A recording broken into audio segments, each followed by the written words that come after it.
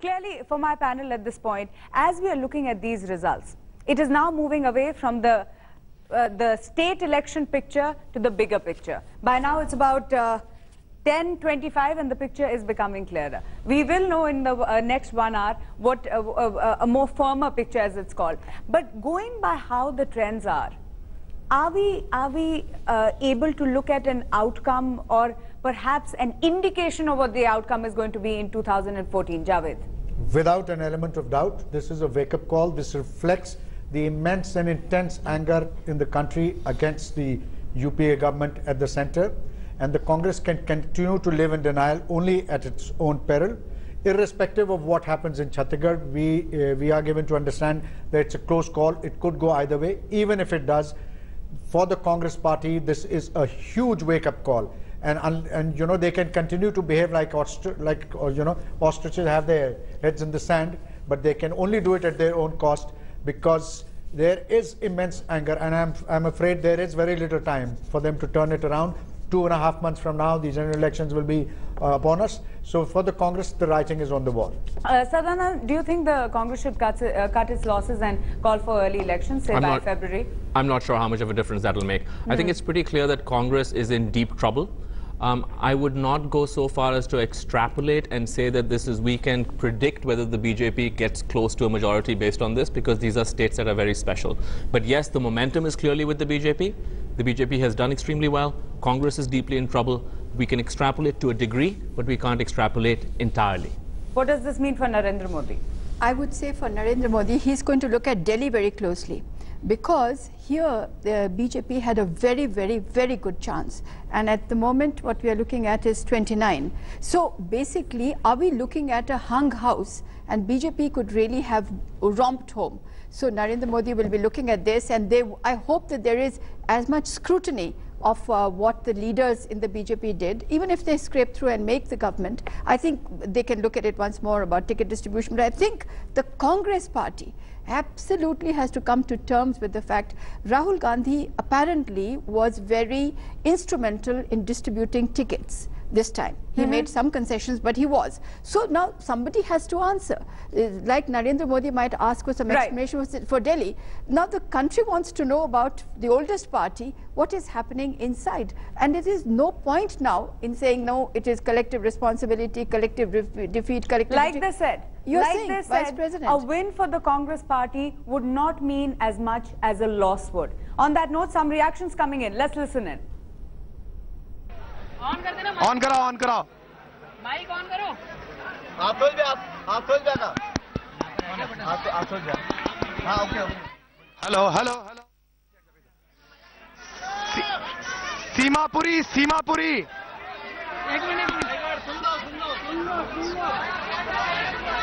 सुन लो संतोष कोहली की seat Seemapuri 8000 vote से आगे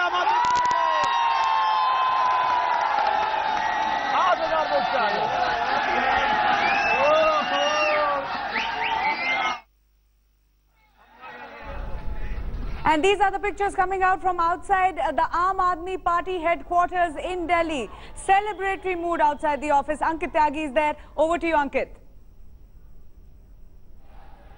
Maruk, right now the party has already begun here at the Aam Aadmi Party office.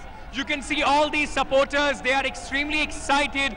24 seats, that is what they are leading on. And right now you can see that all these, the symbol, the election symbol, the jharu is outside, the broom is out, flags of Arvind Kejriwal are out, and all of them are super excited. Remember, this is the first time the Aam Aadmi Party has been fighting elections, the first triangular fight in Delhi, and they have made a historical debut. If they can convert, these leads are actually converted into the number of seats.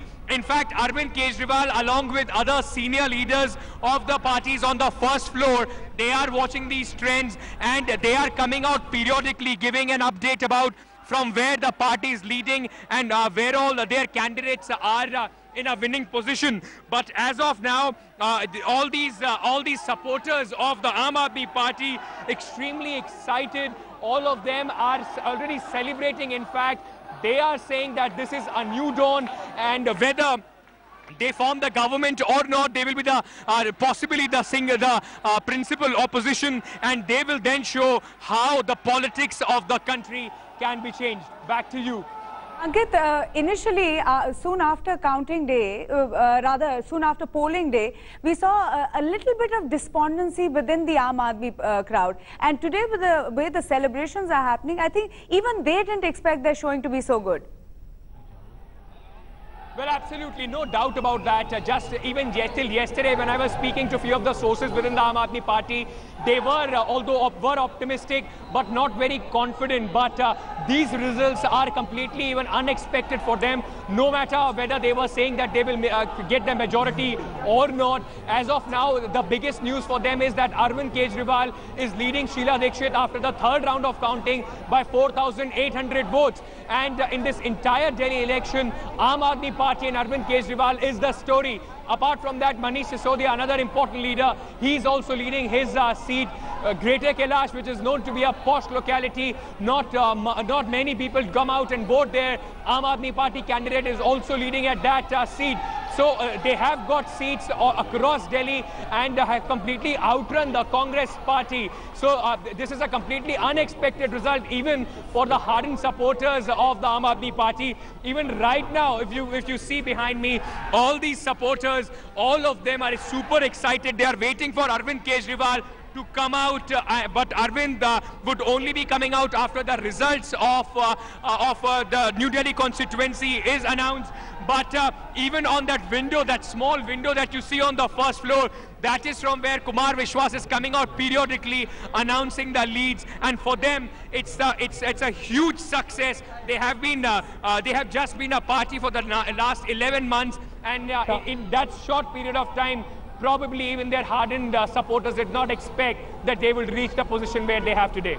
Ankit Tyagi, stay on. Rahul Kamal is in the election center. Over to you, Rahul. Contrast these images with the one Dholkiwala at the BJP headquarters. He too is confused at this time, doesn't quite know whether he should play the Dholki or not.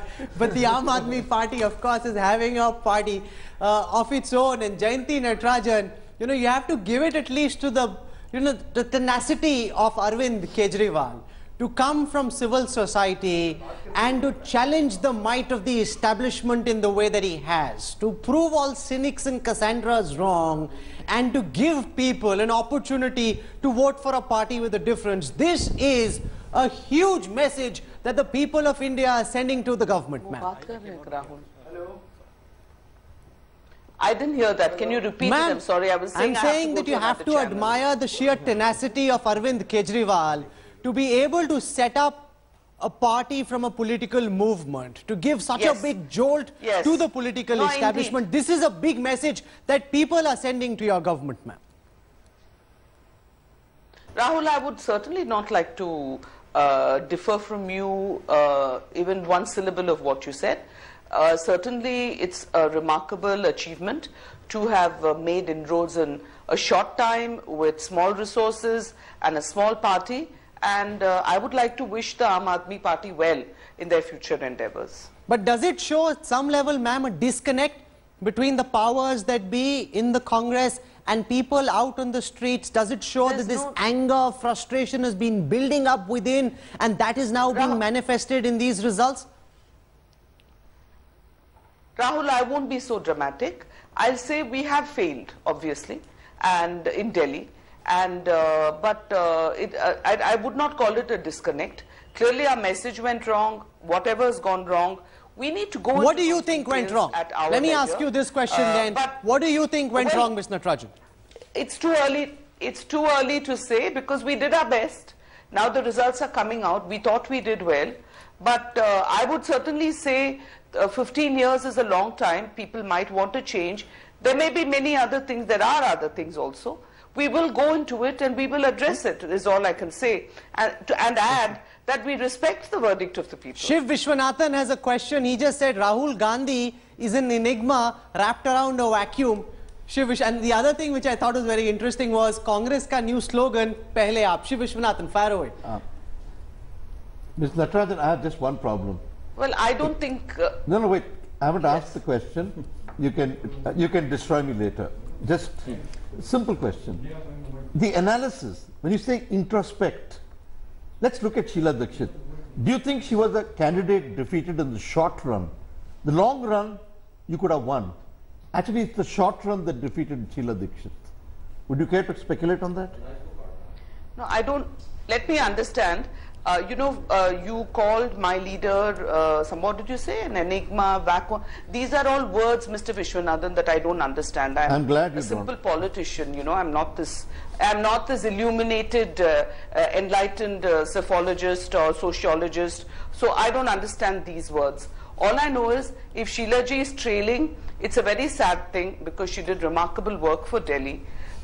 Maybe it's 15 years anti-incumbency, or maybe if you put it positively, not maybe, if you put it positively, Arvind Kejriwal got his ideals appealed more to the people. He did a better job, quite straight, okay? And we have not. So when I say introspect, I use it in the simplest possible way. I don't know about vacuums and enigmas and defeating. I'm just saying we will try and understand where we went wrong, and we will do better next time. Okay, Surjit Bhalla has a question for you, and who would have thought, as you see all those jharus being put up in the air, but I have to go now, like, just one question, man, before we let you go. Surjit Bhalla, please go ahead. No, just a simple thing. On all the 4 states, I mean, let's exclude Delhi for the moment. It turns out that the likely outcome for the Congress is the lowest ever seats since 1977 in all the 3 states.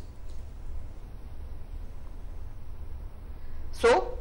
No, I'm just asking, so you have no comment. Basically, it's the worst, and 1977, as you recall, was the emergency election. So therefore, the people are looking, if we take these 4 states as indicative, that people have the same anger against the Congress as they did right after the imposition of the emergency. But for different reasons. For very different reasons. And this is a government that has ruled now for 10 years, and the anger is just enormous. So are there any lessons to be learned from that? Well, that's your opinion. It's not my opinion. I'm just saying if the present trends continue. That's all the caveat. If you're going to interrupt every sentence I say, there's no point in my trying to answer. If you permit me to complete a sentence, that is what you think, it's your opinion. As I said, I'm not as enlightened as the panelists there. The way I look at it is, and the way my party looks at it, is these 4 states represent 73 Lok Sabha seats out of 470 that are not in the picture today. So no, we don't take this as indicative of the national mood. Yes, we take it as a wake-up call because we've not performed well, definitely in Rajasthan and Delhi. And yes, we will see and we will make sure that we will do better. And we are certainly, we've not one whit diminished in our drive and ambition to win the next Lok Sabha elections, which we will.